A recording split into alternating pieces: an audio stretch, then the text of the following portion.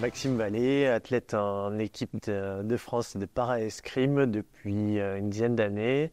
Fait les Jeux de Rio avec 2 médailles de bronze, une individuelle, une par équipe. Les Jeux de Tokyo avec une médaille de bronze par équipe.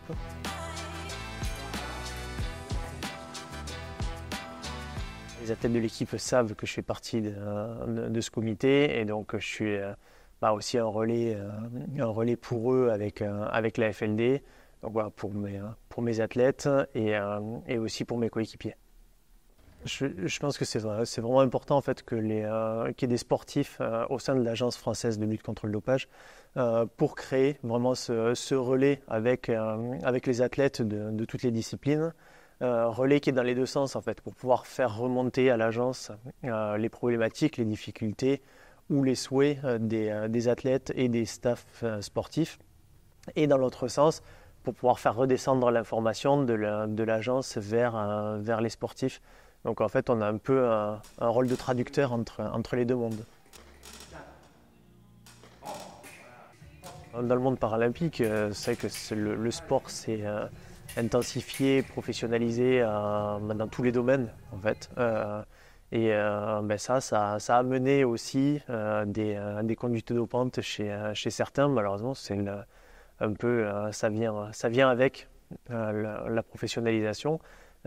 Et donc la lutte antidopage c'est aussi adapté à ça et c'est plus investi dans le monde paralympique où on voit que maintenant on est aussi contrôlé que les athlètes olympiques et avec des actions de sensibilisation quasi similaires. Donc ouais, on voit on est à peu près à même niveau là-dessus aussi maintenant. On sent, parce que moi je travaille entre autres au Krebs de Toulouse et avec des équipes sportives et on sent que les athlètes sont de plus en plus sensibilisés l'antidopage et de plus en plus informés parce qu'au début c'est que quand on leur en parlait ils ne savaient pas comment faire pour vérifier tout simplement qu'un traitement était dopant ou pas. Voilà, ils avaient quand même beaucoup de questions. Là maintenant on voit qu'il y a de l'information qui circule, qui sont sensibilisés et de mieux en mieux informés.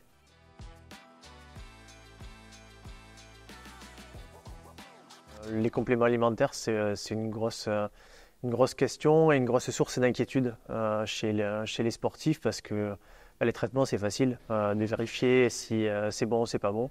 Mais on voit quand même de plus en plus de cas de contrôle positif à cause des compléments alimentaires. Et ça, c'est quelque chose qui les inquiète quand même beaucoup.